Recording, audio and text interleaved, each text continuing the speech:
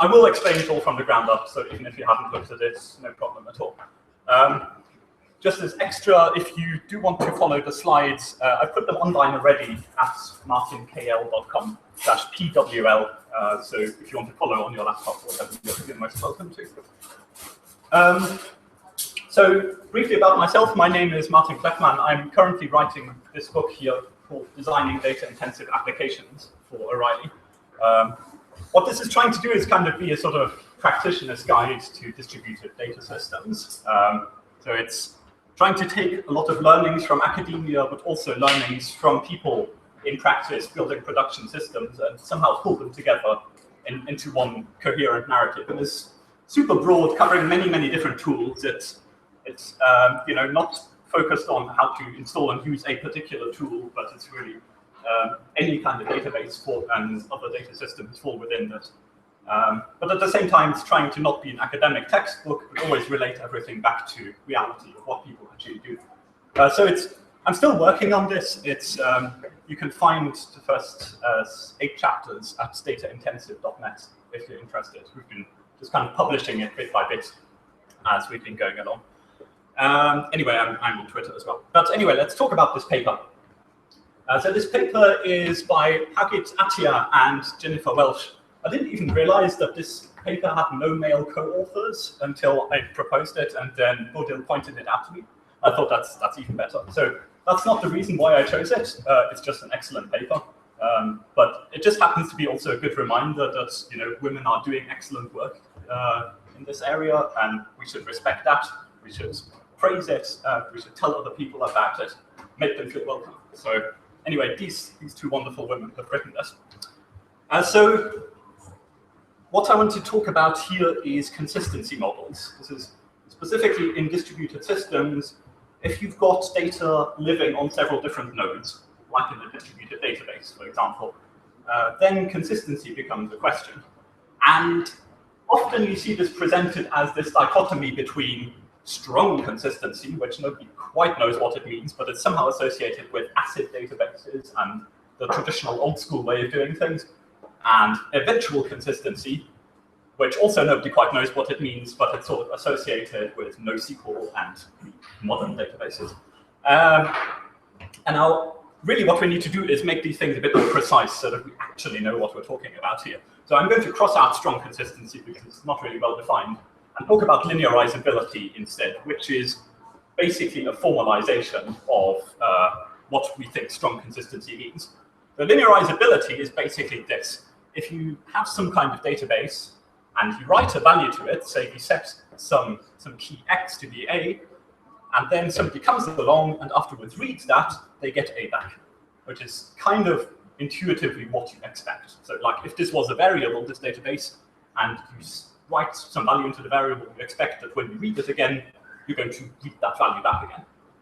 Now, this is kind of intuitively what you expect, but actually, even a variable doesn't work like this way. In a modern microprocessor, it looks something like this. You've got some shared RAM and then multiple cores, and probably even your phone has multiple cores nowadays. And so you've got some kind of execution unit, and it has at least 2, if not 3 levels of caches, and maybe some store buffers. And whenever one thread writes a value to some address in memory, and then another thread comes and reads that same address, that other thread might not see the value that was written. So this thing here might not actually be true. If the value was previously null or something, and this one writes A, and this other thread comes along and writes, it might get null back. It might not get A back.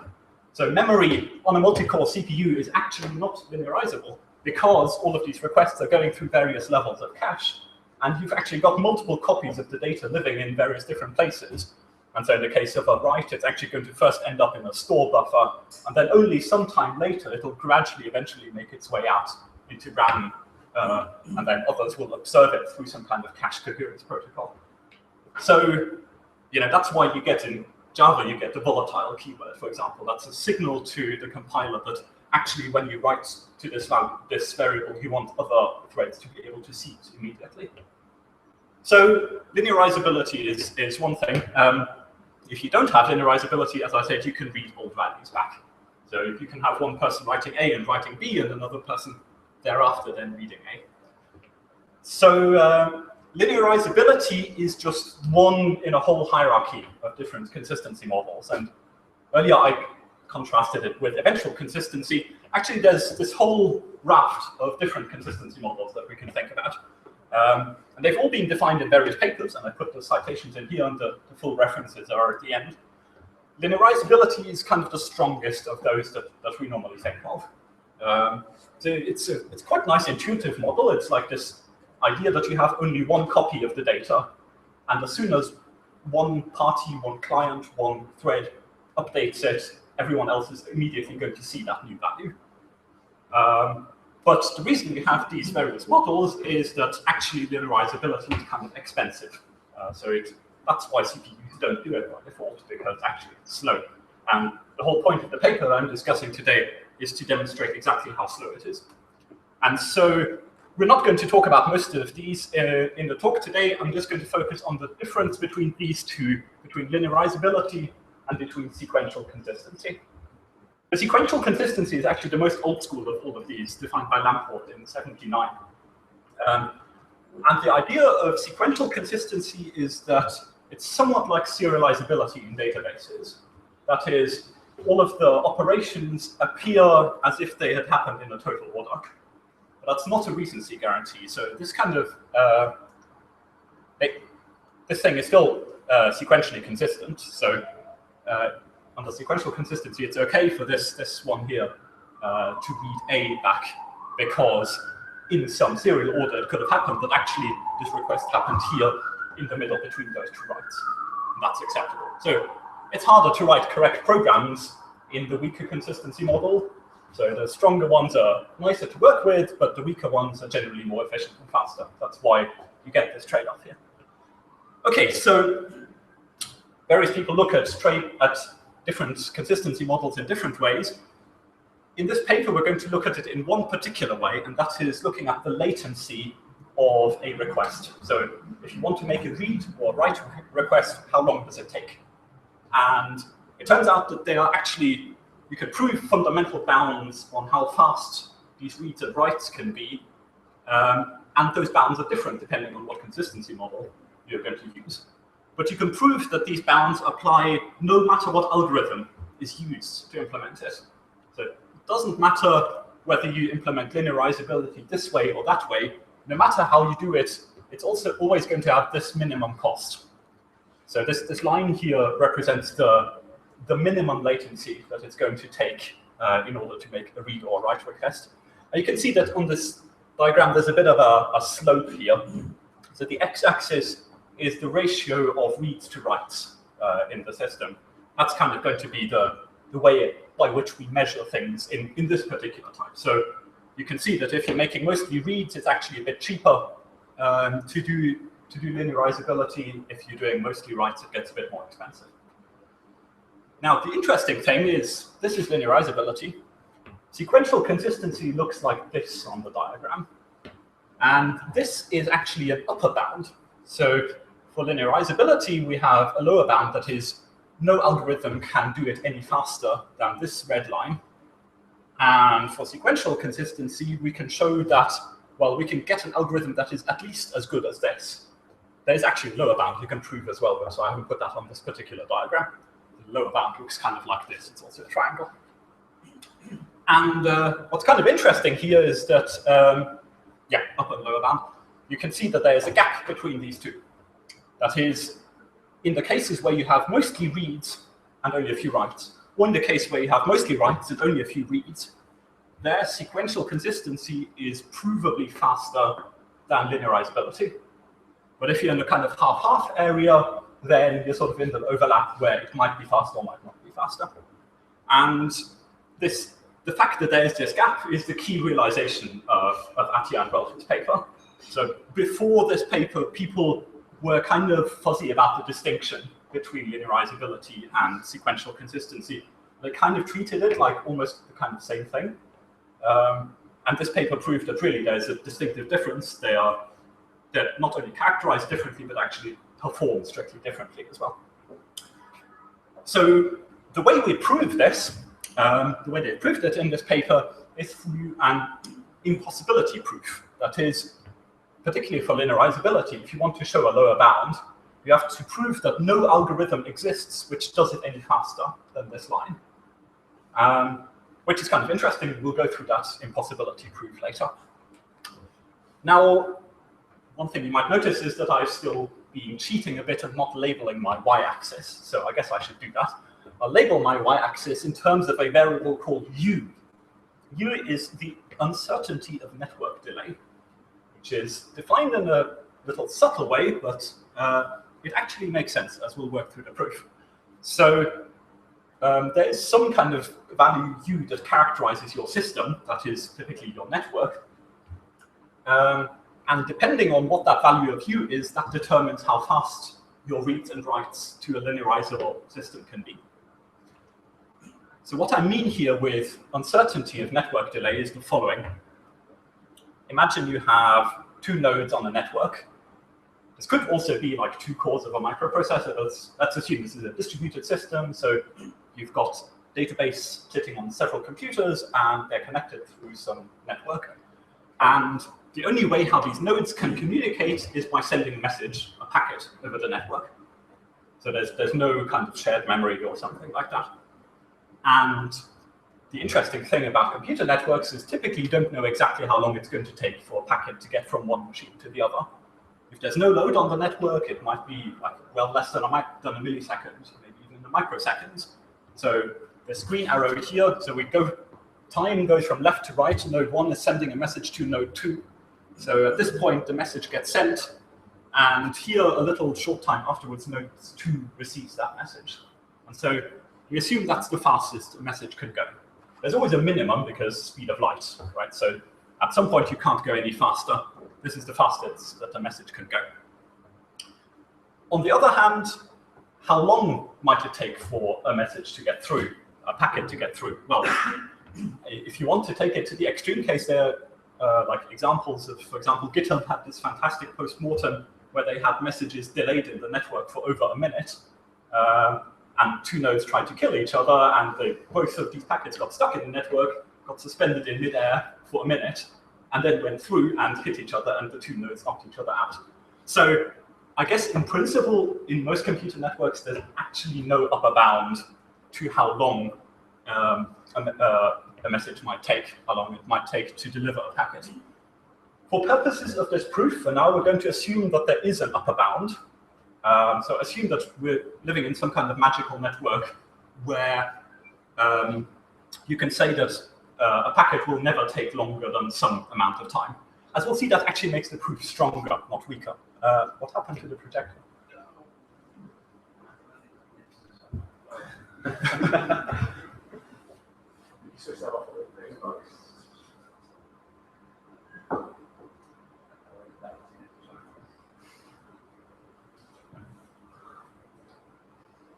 So anyway, so we have a minimum amount of time that a packet can take, and we have a maximum time. We're going to call the maximum time B, and the difference between that maximum time and the minimum time we will call U. That is the uncertainty.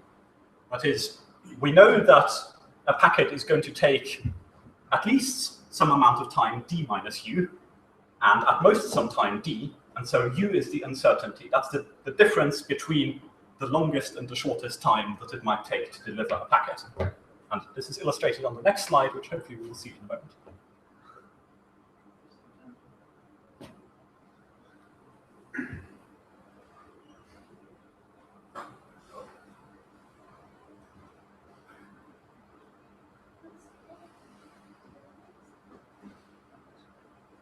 The laptop is kind of flashing its display, so it must be recognizing something.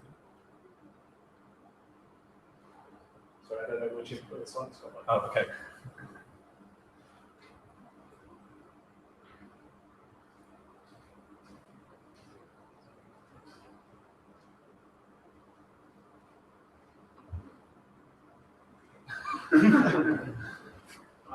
You plug your laptop back in. Right? Okay. Sorry. Right. Oh, I see. Hey, cool.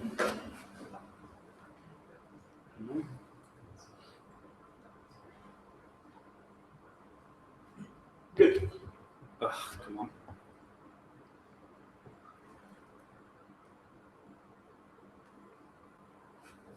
Okay. Right, so that's the visualization.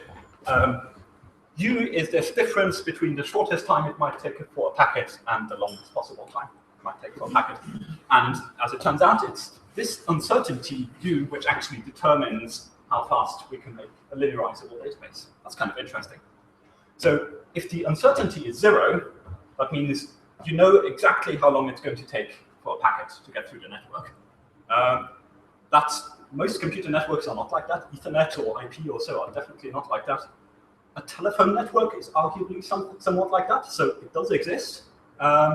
Interesting aspect is, if you know exactly how long a packet is going to take, you can synchronize the clocks perfectly between those two machines, because NTP doesn't need to do guesswork anymore.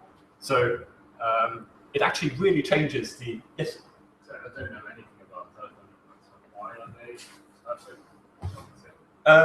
There's a bit of a digression, but basically a phone network will reserve, when you set up a call, this is an old school telephone network, not like a cellular one. When you set up a call, it will reserve a slot in a kind of periodic packet. So like 4,000 times a second or so, it reserves 16 bits for you, and that's the amount of space you have to transmit your audio samples. And the entire network runs synchronously at these 4,000 frames per second. And so when the call is set up, it's make sure that at every hop of the call, it's got buffer space for you in the frame at the next hop. And so the call won't be established if it doesn't have space. And so once you've got a call, you're guaranteed that there's space along the entire length of the network, and thus you can't get queuing in the network. You don't get the kind of packet queuing that you get in packet routers. And so because of that, the end-to-end delay is either exactly fixed or at least very strongly bounded, which is actually exactly what you want from audio call. And that's why SCUP is so terrible. And the downside is the throughput is really low. Well, the throughput is fixed, so you're guaranteed your 16 bits every 250 microseconds, and that's it, no more, no less. So yes, that's the trade-off you make there. The internet does not work like that. So yes, in most computer networks, you've got the minimum is very small, but the maximum is very high. So U is almost the same as D, and the delay is kind of arbitrarily high. So for purposes of this proof, I'm going to say we're going to assume bounded delay, and I'm going to also assume a reliable network. So these two assumptions might seem unrealistic, but actually what we're doing here is proving an impossibility result. That is, we can prove that it's impossible to achieve linearizability faster than these certain bounds, even if we assume bounded network delay, and even if we assume a reliable network. Thus, if your network is not reliable and might sometimes drop packets, then good luck. You're definitely not going to get any better than that impossibility result. So the fact that these are unrealistic assumptions is a good thing.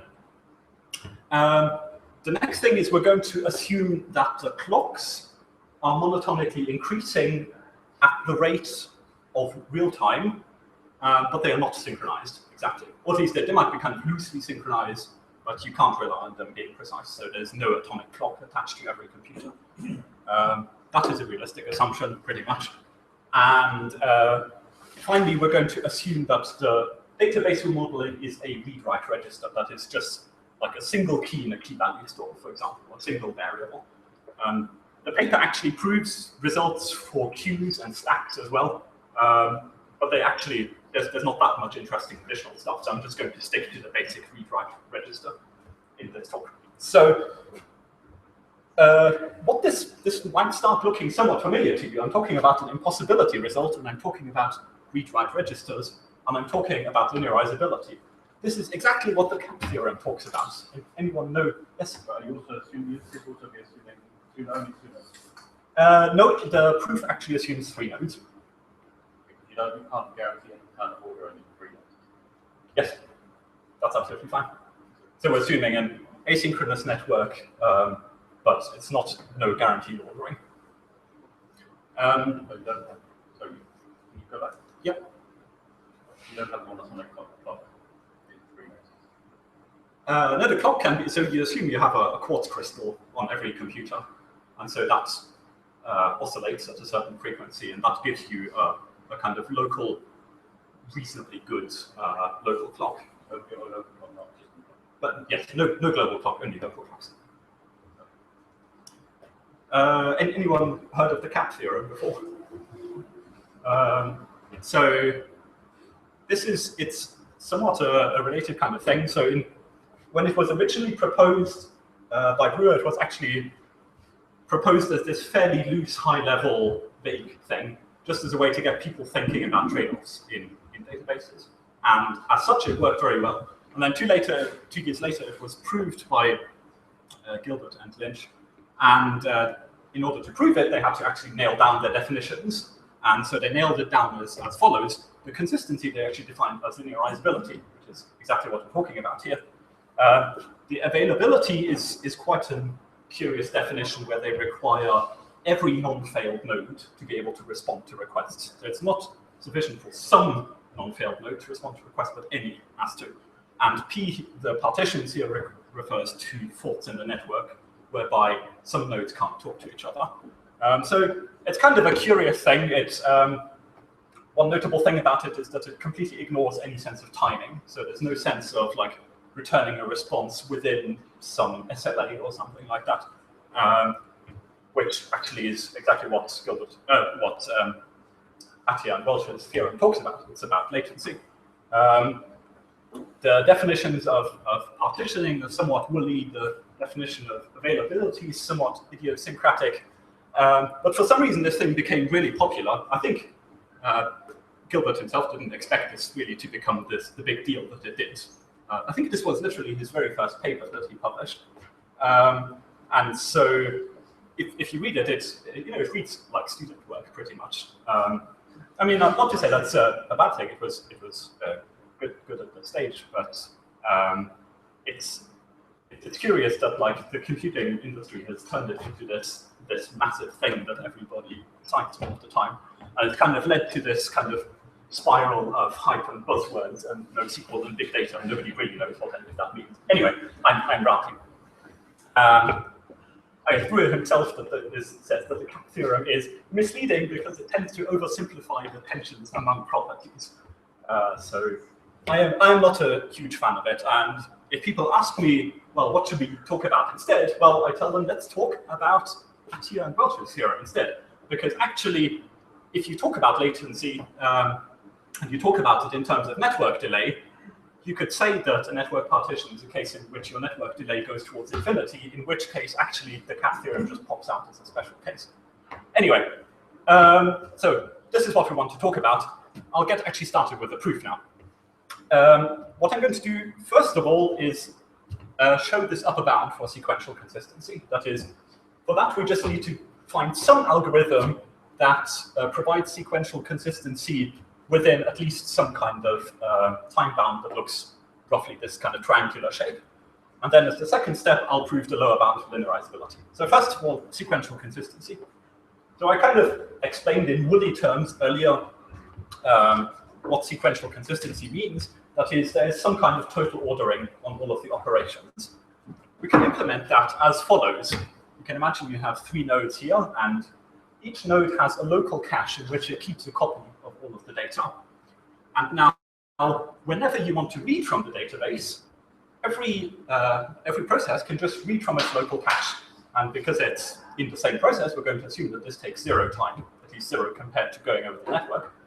And therefore, all of our reads in the system are instantaneous. Of course, the reads are not up to date, because if somebody writes to this, then of course they're not going to see the other nodes writes. So for writes, what we have to do is, every time a process wants to write, it sends it to a central transaction processor, and that totally orders all of the writes. That's just a dedicated node. You could call this a leader database, for example. And it appends it to some totally ordered transaction log, and it sends those updates from the transaction log in order to all of the caches. And so the minimum time this is going to take is 1 network round trip. That is sending a message from the process to the transaction processor, and then from the transaction processor back. And in particular, in order to achieve sequential consistency, this process actually has to wait. Only once it receives its write back from the transaction log is it allowed to consider the write complete.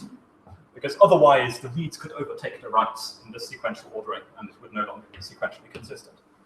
So with this fairly simple algorithm, we've built a sequentially consistent system. And what we've got is that reads, if we have 100% reads and 0% writes, then reads take 0 time. So we've got this point here. And now we've got that writes take 1 network round trip, which is maybe here. So if we have 100% writes, then you imagine this line going straight up here.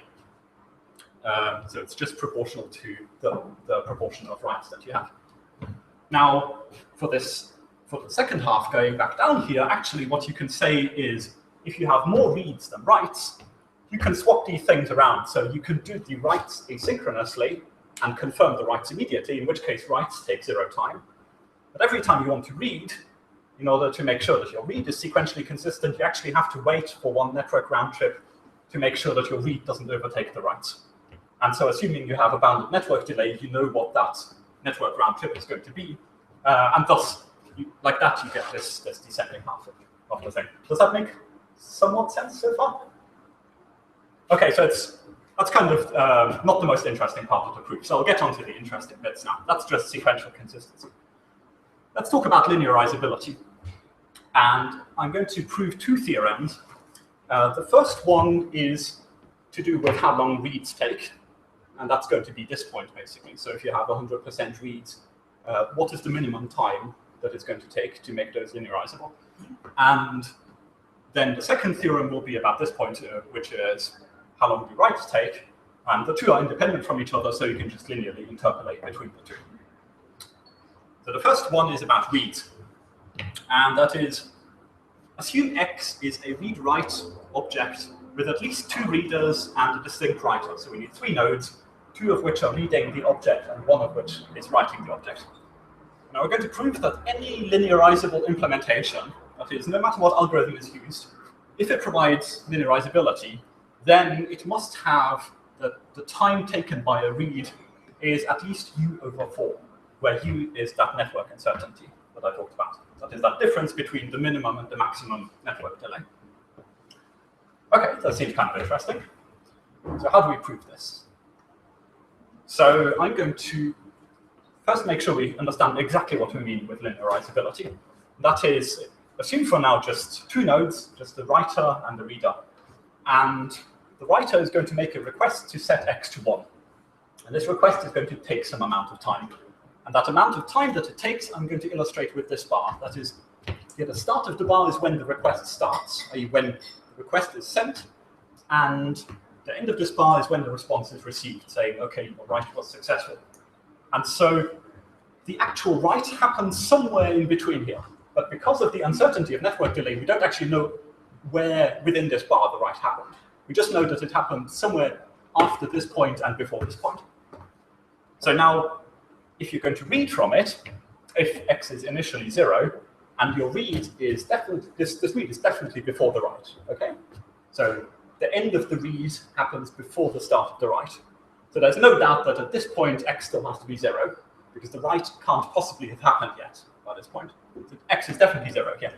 In this case, X is definitely 1, because linearizability means you're always going to read the value of the latest write. And so by this point here, well, this read definitely happens after that write. So the write has definitely happened, so definitely the read has to reflect that write. Yes? So there's 2 readers and a writer, and then a fourth observer for these before and after classification. Sorry? So in this example, there's just 1 reader and 1 writer. And an observer that's separate from both the readers and the writer. Yes, OK, that's a good point. There's kind of a subtlety here, which is that we assume we know whether this happened after that. Is that what you're getting at? So you could imagine, for example, a hypothetical global clock, which, well, yeah, it is totally. All this stuff is super interlinked. So you can, and in fact, the proof does at some point assume this clock. which he used simply as determining the order in which things happened. Crucially, the algorithm here doesn't have access to that clock. But the clock exists. It's, you know, the sun goes around the Earth, the clock exists, but the computers don't know exactly what time it is. And so the algorithm can't use that clock. It can only use some kind of mangled approximation of the clock. Well, maybe raising confusion, but I thought we were talking about the 100% read, 0% write scenario. So why is there a write? We don't understand what Okay, sorry, make it like 0.001% write and 99.999% read. Okay. So what I'm going to be getting at is how long does this read take? Right. There has to be some write. If there's no write happening at all, then it reads it's zero, right? Like yeah. The graph actually would start at 0, but I guess it is a single write, so yes. It jumps up. Okay. Yeah, it's kind of taking it to the limit. I see it. So there's a way we can solve this ordering problem also without assuming a global clock.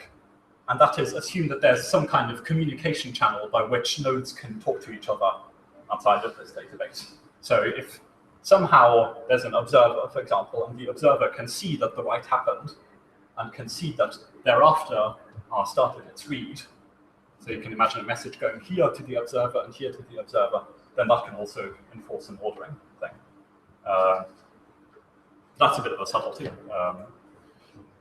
So the interesting question of what linearizability actually means happens, well, what happens if this read here overlaps with the write? So in this case, it's actually undetermined. So either returning 0 is okay or returning 1 is okay. Because it could be that the write happened at this point and the read actually happened at this point, in which case it's 1, or it could be the other way around, in which case it's 0. And the same is true if they overlap only partially like this. So in this case, it's still okay to return 0 or 1. And similarly here, it's okay to return 0 or 1.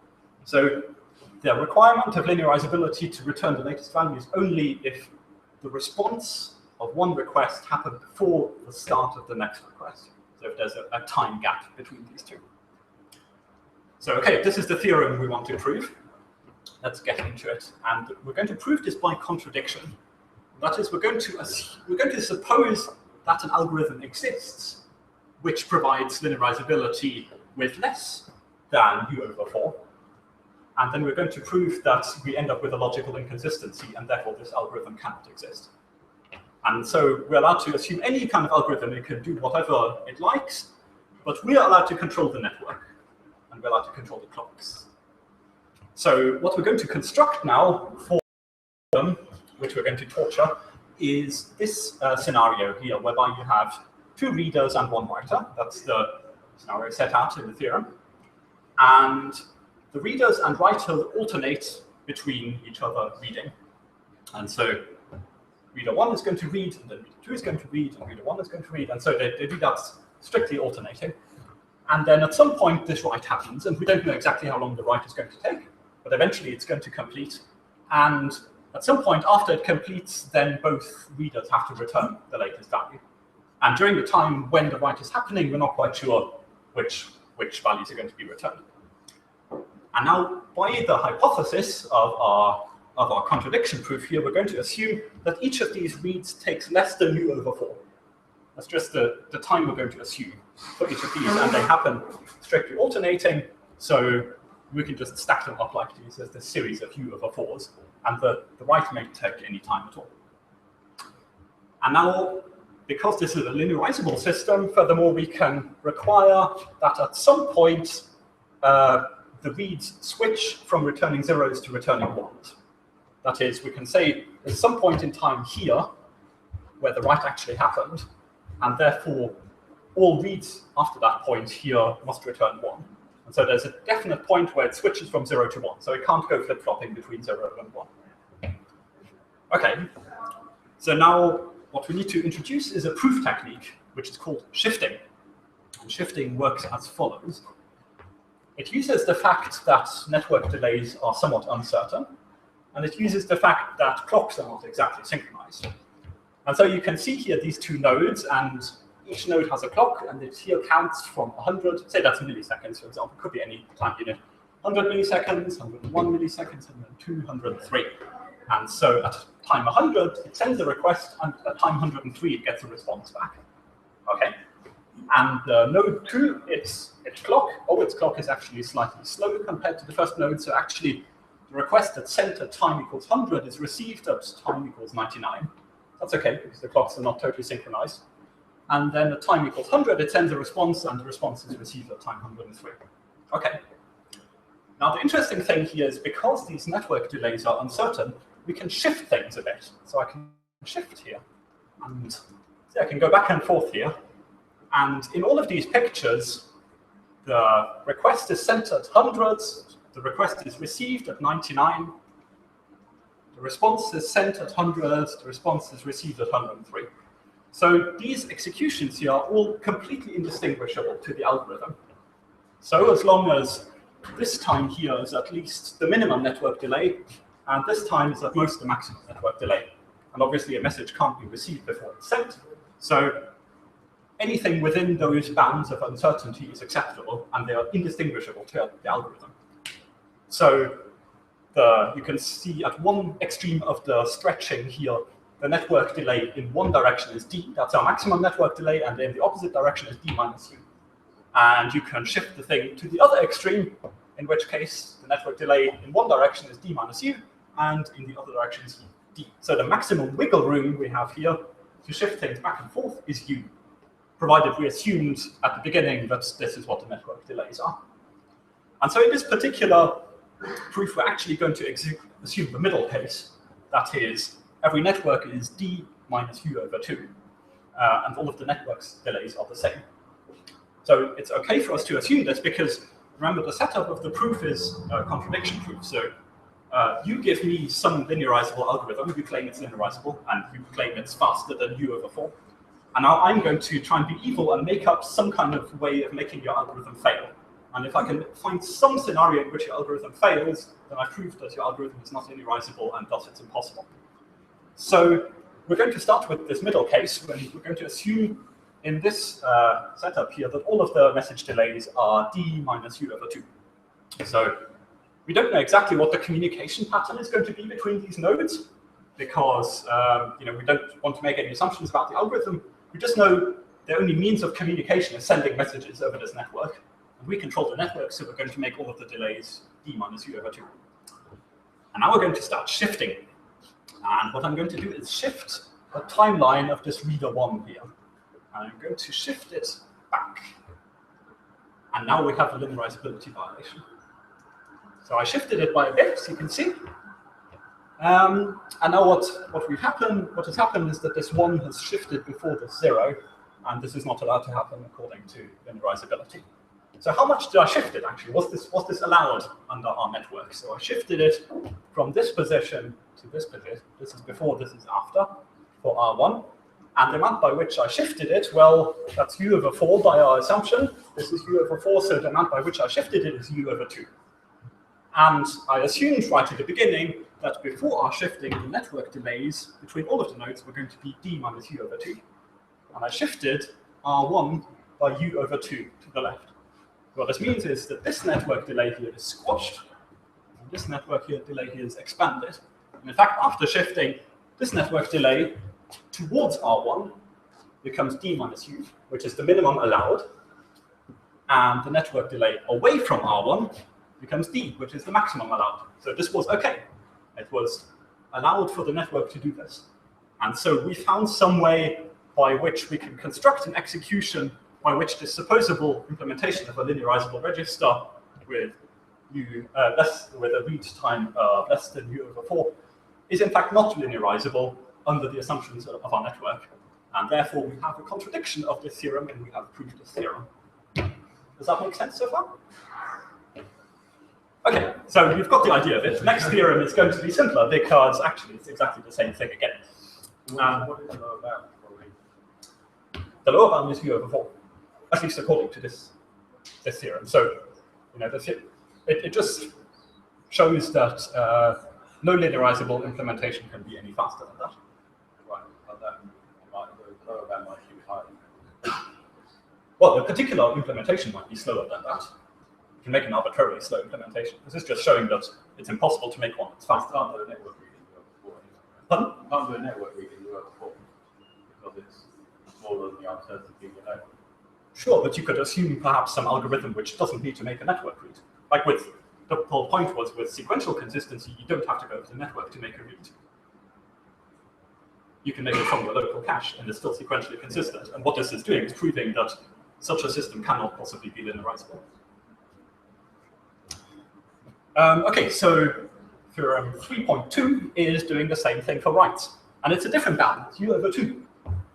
But again, we're going to show we have a read-write object. Any linearizable implementation must have writes to that object taking at least U/2.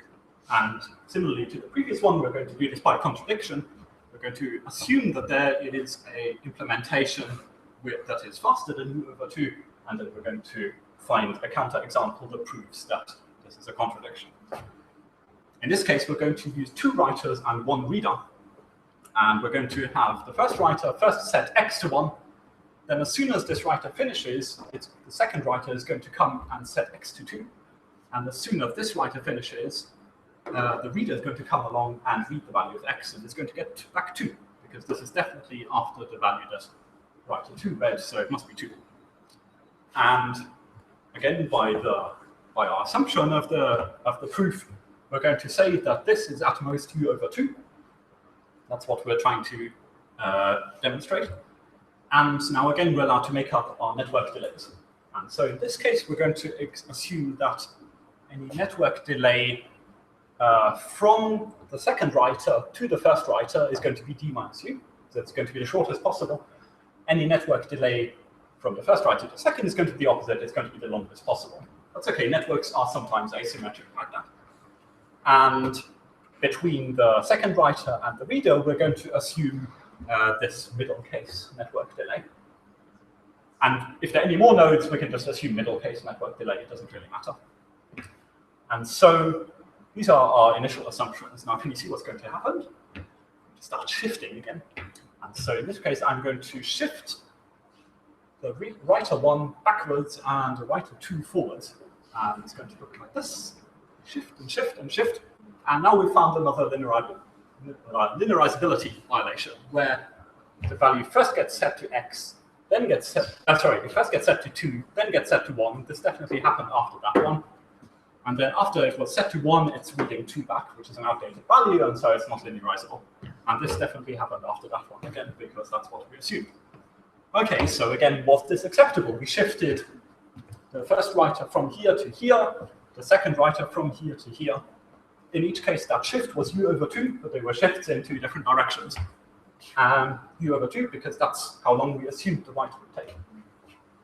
And now, our network delays, this is what we initially assumed. Okay, so I assumed that this was going to be fast, this was going to be slow, these were going to be equal. So if I push this over here, this one becomes shorter, this one becomes longer. I push this one here, this arrow becomes longer, this arrow becomes shorter. So in summary, it then looks like this. That arrow has become short, this has become long, that has become short, this has become long, but they're all within the bounds of what is allowed. So that d minus U/2 here, for example, has become d minus u because we subtracted U/2 from it. This one here, we added U/2 to it. In this case here, the difference between these two, there was a total shift of u between the two, and that was okay. So again, we found an example that's admissible under our network assumptions, and it's not linearizable, so we proved the second theorem as well. That's not too bad. So to summarize, this is what we've got as our lower bounds of linearizability, and they depend on the network delay. In particular, they depend on the uncertainty of the network delay, not just how long the network delay is. So that leads us to an interesting question, which is what happens if u is 0? Which you could construct an example in which that's plausible. So let's say Elon Musk is successful and builds up a colony of humans on Mars. And so the network delay from Earth to Mars is going to be quite long, like, I don't know, something like between 5 minutes and 30 minutes or something like that, depending on where they are in the orbit. But we know exactly where the orbits are. So the uncertainty about how long the network that delay is going to be is very small indeed. We know exactly where the planets are going to be, so we can predict exactly what the network uncertainty or what the network delay is going to be with very low uncertainty. So that would maybe be an example in which u is very close to 0. And so, well, Attia Welch actually go into this case in the paper as well. And this is what is called a synchronous network in distributed systems, where you have no uncertainty of network delays. And in this case, you can also do exact clock synchronization, as I mentioned at the beginning. So that means you have, if you know exactly how long the delay is going to take from one node to another, you can say, okay, my clock is this. The other clock can say, okay, you said it was that, but the network delay was plus delta, so the time now is that plus delta. So you can do exact clock synchronization. And it turns out that if you assume 0 networked uncertainty, then actually, in particular, if you assume, let's assume that they're all equal as well, actually. That's a small addition to the 0 uncertainty. Because if you know 0 uncertainty and the network, and you know that the connection between some nodes is faster, you can just arbitrarily delay the messages to some known length of time. So you can make all of the message delays exactly d with 0 u. And it turns out that in that scenario, actually, the algorithm that we provided at the beginning for sequential consistency actually provides linearizability. So in this case, there's actually no difference between sequential consistency and linearizability, which from a formal, like, theoretical distributed systems point of view is kind of interesting, because it means there's a clear difference between the synchronous model of a distributed system where you have known network delays and the asynchronous model where you have unknown network delays. So these two consistency models actually have different costs in those two system models. So how do we know that the algorithm for sequential consistency actually provides linearizability? Well, if you think about this, this was the algorithm for sequential consistency earlier. Reads were just local, that's fine, that doesn't change. If you want to make a write, you have to send it here, and you have to wait for it to come back. And now, because all of the network delays are the same, and the network delay d is known exactly, well, we send this here, and we assume that these messages, the response messages, are all sent at the same time. So they're going to arrive at all of the caches at the same time, which means then, if this process here waits until the message has arrived, it knows that at the point where this message arrives, all of the other messages have also arrived, because there's 0 uncertainty. So it's only the uncertainty in this case here that makes these caches go not quite in sync. And that's quite interesting, I think. So yeah, I said that. Which brings us to a bonus theorem, which is actually borrowed from an older paper that is restated again in this paper, which is proving a lower bound on sequential consistency. And this actually holds no matter whether your network delay is certain or uncertain. So this one doesn't depend on u, it depends on d, that is the maximum network delay. And this applies to sequential consistency, which means it also applies to linearizability, because linearizability is a stronger consistency model. And what this theorem says here is that the sum of a read and a write request, the time taken by the sum of a read and write request is greater or equal to d. And proving this is fortunately not too difficult. So we're going to assume two processors in this case, and two variables, x and y. And so the processor 1 is first going to write 1 to x, and then it's going to read y into a variable called a. And the processor 2 does exactly the reverse. So it's going to write 1 to the variable y, and then it's going to read back x. So you can think of this as two threads or two nodes in a distributed system. They each write their own variable, and then they read the other one's variable. And so under sequential consistency, there are 3 allowed outcomes here. So it's OK for the simplest case is like this write happens, then this write happens, then this read happens, then this read happens, in which case both will read 1. Yeah, because the 2 reads happen after the 2 writes. That's allowed. Or it's OK for this to happen, then this to happen, this to happen, in which case this read here will be 0 because that write hasn't happened yet. But this one will be 1 because that write over there has happened. So AB is 1, 1, 0, that's allowed to happen, and the reverse is allowed to happen. But 0, 0 is not allowed to happen under sequential consistency, because there's no way you can order these 4 reads and writes and get the 2 reads to return 0 while still maintaining the order in each program. you'd somehow have to put the writes above, to put the reads above the writes. And in sequential consistency, you're not allowed to do that. Weaker consistency models you are. Like an x86 processor doesn't guarantee this. It will actually return 0, 0 in many cases. But in sequential consistency, we can. And we can now assume timing on this. We can assume that that the two writes start at the same time, and this write takes T1, and this write takes T3. And then it's followed by this read, and this read takes T2, and this read takes T4. And what we want to prove is, remember that the sum of reads and writes is greater than or equal to D. So in this case, the sum of the time taken by a read and a write is T1 plus T2 has to be greater than D, and T3 plus T4 has to be greater than D. And D is the time that it takes to exchange a message between these two nodes. So, well, you can think about it. If the sum of these two is less than D, then the write that happened here can't have possibly reached this node yet, because the network delay is D, so there's simply no way for the information about this write y equals 1 to get to this read in time. And so therefore, this read must return 0. There's no way that 1 could have reached it. And likewise, the other way around, if you assume that the sum of these two takes less than D, then that other write can never have reached this read, so this must also return 0. But this 0, 0 is not allowed under sequential consistency.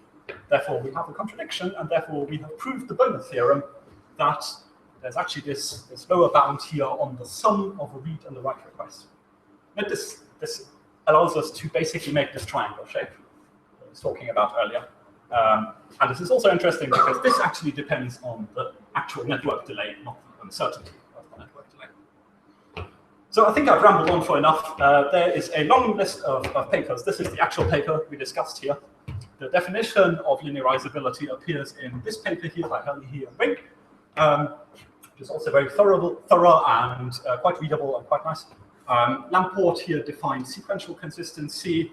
Ahmad and others define causal consistency, which we didn't talk about here, but is actually quite interesting because that's actually the maximum consistency model which is available under the CAP theorem if you're interested in such things. This is where the bonus proof here came from Lipton and Sandberg. Douglas Terry and others, they defined eventual consistency. So if you want to know actually what they mean with eventual consistency, and they have quite a nice hierarchy of read consistency models using session guarantees. This is quite a nice read. If you want to know about what x86 processors do and how messed up they are, this is quite a nice read. This is Brewer proposing the CAP theorem. This is the proof of the CAP theorem. This is more discussion of the CAP theorem. This is Dynamo, which is kind of Amazon's data store inspired by CAP-like thinking. Werner Vogels talks about eventual consistency as well. If you like this stuff, my book is nowhere near as theoretical. It's much more applied, and it's hopefully easier to understand than what I've been rambling on about. But hopefully we have a bit of time for questions now. Thank you.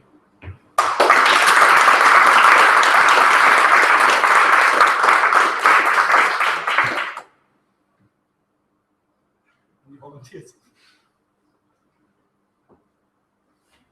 Should I go through 100 slides again? Oh, sorry. So you're assuming that the machines process the network messages are kind of ideal and they work like clockwork, they can have pauses and stuff like that. But the network uncertainty can also come from something like GC calls, right? Yes, totally. That's interesting because you kind of can say that network read is at least a fourth than your maximum GC calls. Yes, so you can totally model GC pauses or other kinds of pauses. I don't know, like cache miss, page fault, all those kind of things you could model as network delay here as well. And in a non-real-time system, yes, those things are potentially unbounded. And you might have 10-minute GC pauses if you're unlucky and you're running a really big heap. The last inequality, the D, is that like unexpected latency value? Statistically determined, or? Well, in the proof, D is the maximum assumed. So we're assuming a bounded delay here, assuming that no message can take longer than D, which is an unrealistic assumption. But as I said, that actually makes the impossibility proof stronger. So if D is unbounded, basically what this is saying is that if D is unbounded, if a message might take arbitrarily long, then a read or write might also take arbitrarily long.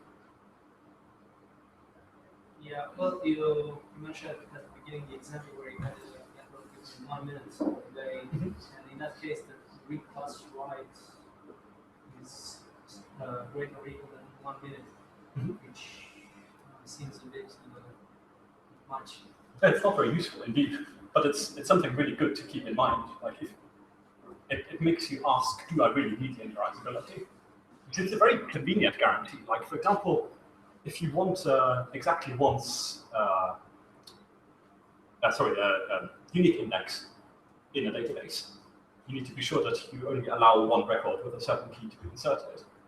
That means everybody has to agree on whether a record with a certain key or key exists or not at a certain point in time. So that requires linearizability. And so it means like, okay, if you want a unique index, that's going to be expensive. It's going to be slow, as we just proved that. So it then makes you ask, okay, can we achieve our similar goals with lesser consistency guarantees? Maybe it's okay for, if your unique constraint is to prevent two people from claiming the same username, maybe it's okay to allow both two people to claim the same username, and then afterwards you discover, oh, actually we handed out the same username twice, now you're going to email one of them and apologize, something like that. So impossibility results like this don't mean we can't build applications, it just kind of encourages us to think about what the trade-offs actually are and like, how we want to make those decisions. Like if we're going to assume unbound network delay, what do we do in that case? If you go back to one of your timeline diagrams, clarify the meaning of the orange arrows between the axes. So, yes, I was talking about, does it represent the time that it takes for action to propagate? You can imagine it literally is here a packet is sent and here a packet is received, and in the intervening time it's spent on the network cable or on the fiber or in a router buffer somewhere or something like that. Doesn't that sort of assume that the algorithm requires a packet to be sent at that point? What justifies that? It's kind of an information assumption. So in this case here, the argument I made is that this read here cannot know about this write unless somehow that information traveled from one node to the other. And since this is a distributed system, we assume no shared memory or something, no shared knowledge. The only way how that information can travel from one node to the other is by sending a packet to the network. So should we go back just a few slides? So why is it with the be an arrow from the reader to writer 2 at the beginning? If the reader isn't writing, is it reading it until later? So we don't want to make any assumptions about what the algorithm is going to do. So I'm just saying that this might not be just one message, but many messages sent back and forth. They might do some complex coordination protocol, whatever. So we don't mind. Maybe there are no messages at all. That's also okay. So this is just saying we're going to make the assumption for purposes of this proof that all of the messages take exactly this amount of time. So those timelines are directional, actually. They're just data flow, and it shows you when on the other timeline data from that point in time on the other timeline is definitely required at that place. And the horizontal ones are measured in time, they're different. So you can kind of imagine those gray arrows as being this hypothetical global clock. So if the nodes have access to this global clock, these are kind of the timestamps they would see at the time when the message is sent or received. They don't actually have access to it. That's how you can think about it. Yes? So when you're doing the sort of shifting, and you have the slightly less than 0.4 communication delay, is the point that when it's at 0.4, there would have been an overlap, so it could swap the value around? So if you shifted a U/4 read, there would have been some overlap with the following read, so it's valid to shift it the other way around? Yes, so So it becomes definite at the point where they are no longer overlapping. So this is the one. So we started off here, and in this case, we're assuming that the start of this is after the end of this. So all of these are non-overlapping.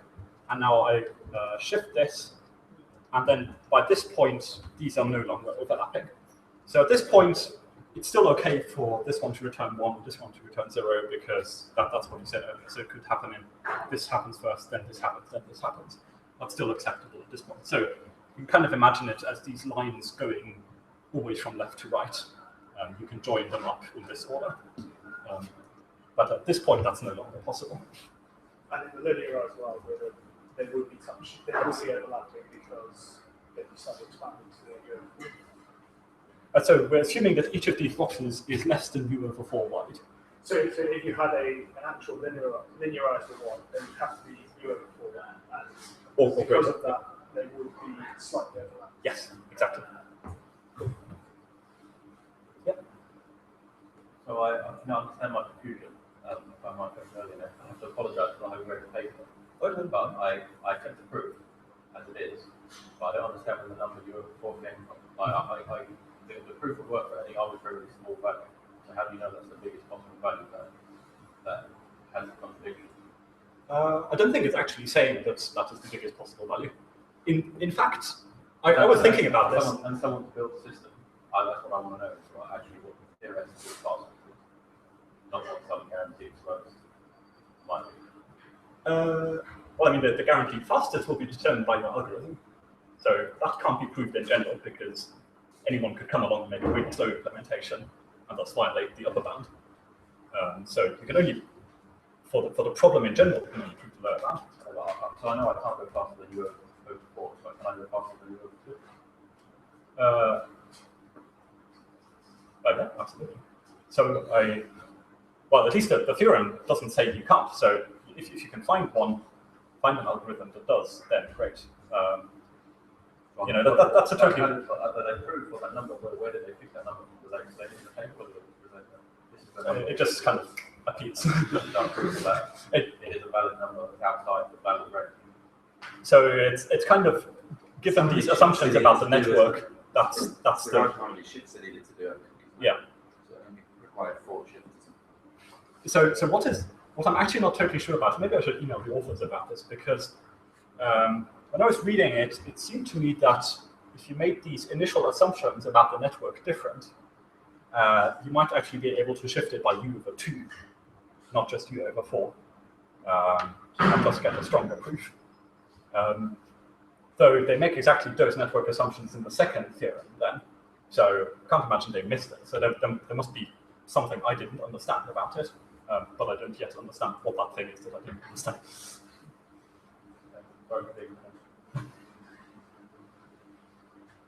Any more, or should we have Bill? Does it really matter how big or small that value is, since we're talking about uncertainty? I mean, that's not an absolute value after all. So does it really matter if it's u over 2 or over 4 or? Well, if it's in a real life system type of thing, because this basically is a synchronous network in the end. Since it's bounded, then we have string and known values for uncertainty. Well, it's not strictly synchronous because synchronous would require precise network delay. But this has some amount of uncertainty, but it's bounded. So you could say that, yes, if you allow u to be arbitrarily big, then, well, if it goes to infinity, then the difference between u over 4 and u over 2 is insignificant. They're both infinity. Certainly in a robot system, the goes can go to infinity. But in a system in its kind of regular operating mode, it's going to be bounded. And the thing that actually causes your 99% latency to go up so high is the jitter. So when the jitter expands, you can start queuing up. And so if the uncertainty is bigger, the jitter is bigger, which means the system is less stable and the performance is less flat. Just kind of, I guess, another way of cutting the whole you can't do this independently from network delay argument. And so we kind of showed 2 different ways of doing it. There was the sum of read and write is at least d, for sequential consistency. But that still allows zero latency reads or writes, depending on which way around you cut the algorithm. But this shows that even for just an individual read or write, there's a lower bound. There's no way of doing it in 0 time if you have uncertainty in the network. Why did you get this thing? I just thought it's cool. It is cool. I guess in the 4 papers start, there were sort of 4 kind of fundamental definitions. But in that, those consistency models. Yeah, they were sort of working with 3 definitions. So that's various. Yeah. So the I was intrigued. You sort of alluded to the fact that you thought it might be a better replacement for CAP, which, for all its sort of badness, simple conversations which allow people to think about something they haven't thought about before in a certain way. But yeah, I just wondered, why did you, any specific reason you picked this one, just So I like that there's often a lot of confusion about what these consistency models actually mean. And I think if you want to write an application correctly, it's actually really important that you understand what level of consistency your data system is providing. Because if you don't understand that, you don't know what assumptions you can safely make, and you're probably going to write code that's wrong. So part of what I'm trying to do in my book is kind of explain at least the most important few consistency models in an accessible way, hoping that will make sense to application developers. And but this goes into far more depth than like this entire paper. It's like 1 paragraph in the book. But I find it a nice illustration of the distinction between 2 models that look like they're very close together. But by finding these concrete examples, you can show that actually there's a really very real difference between them. And also I find the proof kind of elegant, because often the distributed systems proofs can be pretty hairy. But this one is, it's quite elegant, just geometric. I can visualize it nicely. It looks good on a slide. So I think that makes it quite a good candidate, to just think about, even if you're not deeply in the Greek letters. Normally, it's a reasonably accessible kind of proof. Do you think that that's a technique can be applied to other models, like eventual consistency? Like, how do you find the eventual and eventual consistency using You potentially could, yes. The problem with eventual consistency is that it's somewhat undefined, actually. But I guess you could have a particular database that, say, guarantees that the replicas will converge within 3 round-trip times or something like that. That could be a particular stronger guarantee than eventual consistency. But not just eventually, but at some defined point in the future, it's going to become consistent. And so you could use potentially similar means of reasoning about it. That would be for a particular implementation.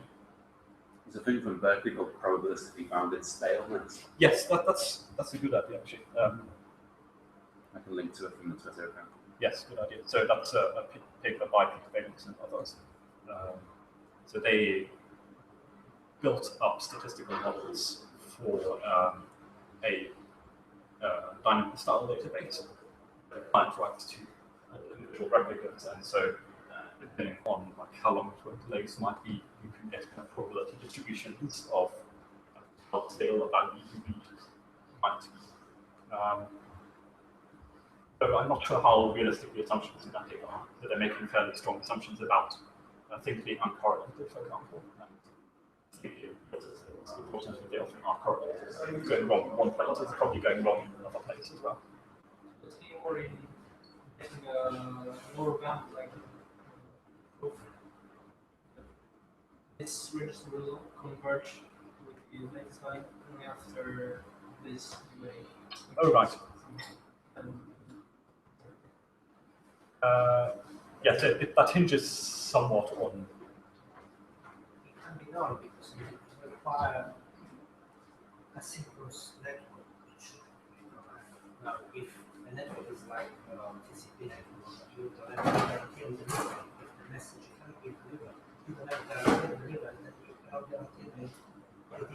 it's round trip even at the convergence. Makes sense? Yes, I think so. And you could probably prove that actually one network delay is the minimum. By a simple example that every time you make a write, you broadcast it to all of the other replicas. And the network delay is how long it's going to take for it to appear there. Yeah, so if you assume that messages can get lost, then you have to factor that into the model and so on. You guarantee that the messages will try. Yeah. Like what that actually is going to do. So it is guarantee there is going to be retried in a hundred times. Yep. Never out should be. Oh yeah. Definitely. Real systems in TCP and so on are much messier than this. So if you cannot guarantee about receiving the message, you cannot consistency. Okay, should we call it a day then? Yes. Thanks very much for coming.